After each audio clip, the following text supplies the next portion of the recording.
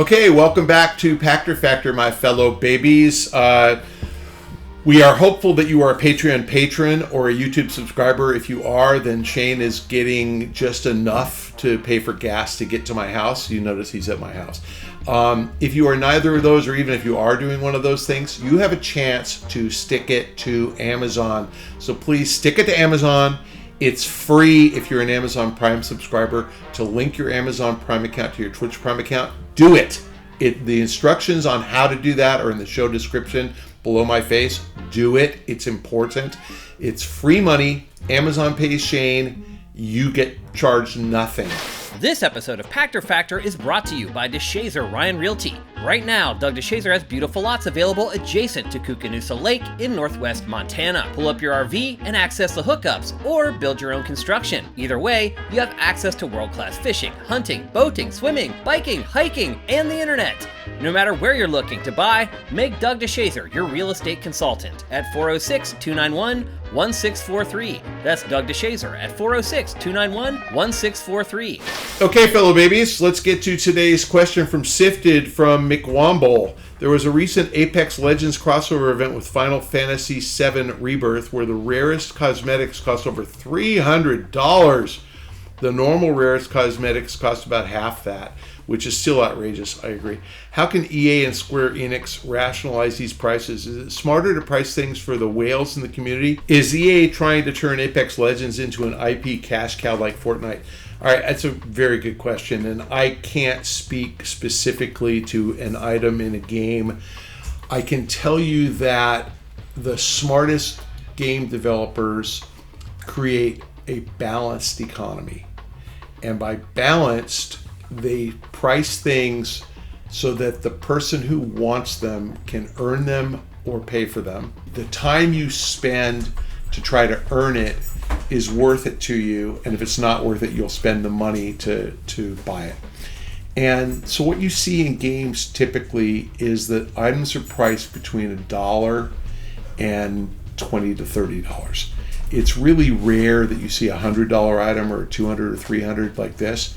And when you have a $100 item, they tend to say, they'll try to give you $100 of in-game currency plus a bunch of other stuff, knowing that if you buy the currency, you'll spend the money on something else.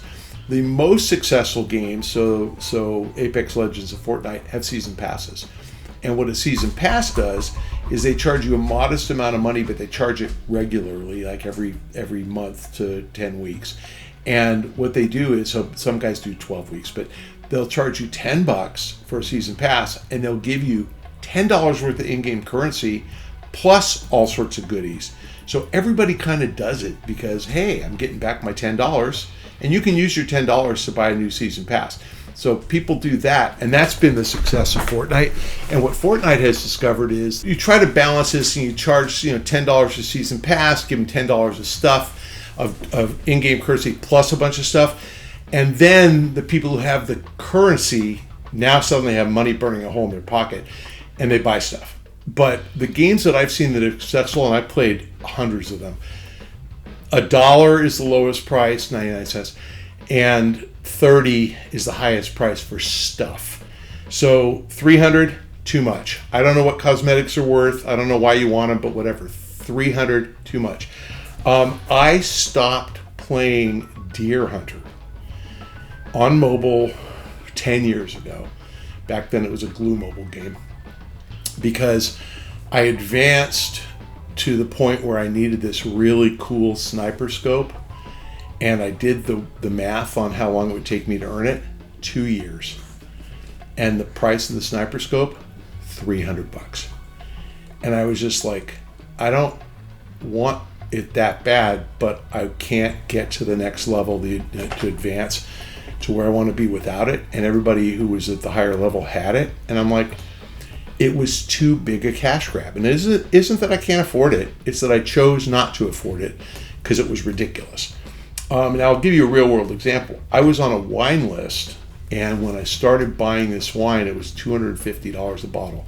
And I'm going to tell you now, 100-point wine, marginally worth it.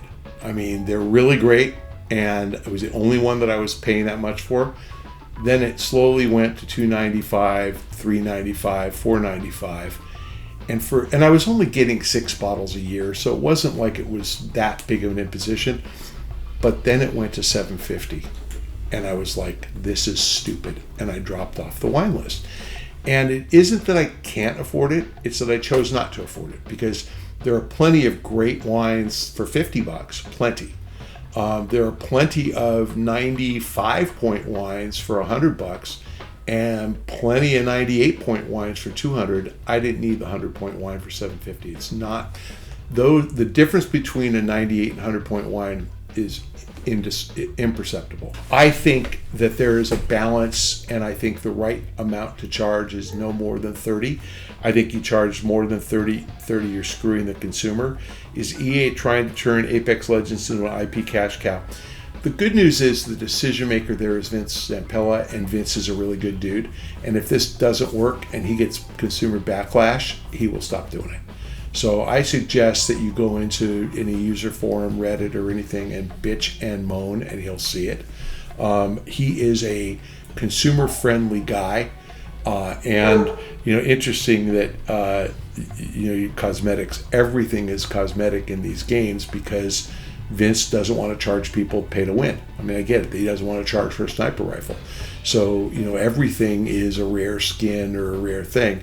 $300 is too much, just stupid. So I hope that they stop doing that. I think it's a bad mistake. I think it's likely that the crossover event does somehow incorporate a payment to Square to do the crossover, and it might have cost them money, and maybe the payment was if we can price merchandise high, skins or whatever. And if we can rev share with Square because they're driving more purchases, we'll pay them. So maybe that's behind it. But to be fair, Apex Legends has a pretty big audience, 20, 30 million people. And Final Fantasy, I don't think any versions ever sold 20 million copies. So, I think that Square would really like access to that audience, and odds are they would really love to have their characters and their storyline featured in Apex. I don't know how that deal came about, but it's possible that the $300 cosmetic item is because the Square guys created the content. I imagine it's a Final Fantasy skin, and so Square probably wanted to be paid if somebody buys a Final Fantasy skin, and that's probably the amount they wanted to be paid. I don't know. If you get the skin for $300, you should get a lifetime subscription to any Final Fantasy game that ever comes, because they come once every 40 years. So $300, won't only get you 2 games the rest of your life. I don't know. Like I truly don't know what was behind this, but it's entirely possible that this isn't a cash grab by EA. That this is something that Square kind of required in order for them to create special content for Apex Legends. Normally, these crossover events don't involve anybody paying anybody anything, because it drives more interest in Apex from the Final Fantasy audience and drives interest in Final Fantasy from the Apex audience. So usually it's both parties benefit, 1 + 1 = more than 2. And so I think that makes it unlikely that anybody did anything to screw the consumer, but 300 is too much. I mean, I don't know how else to say it. Okay, I'm going to make another plug for Amazon Prime and Twitch Prime. If you're a Patreon patron or not, if you're a YouTube subscriber or not, you can still link your Amazon Prime account to your Twitch Prime account, so do it. Amazon pays. Stick it to Amazon. It's free money. You have already paid for that. Make them give that money to Shane because it's free. And they will pay Shane, and it costs you nothing. If you don't want to stick it to the man, I don't know what's wrong with you. Anyway, thank you for joining us on this week's Pachter Factor.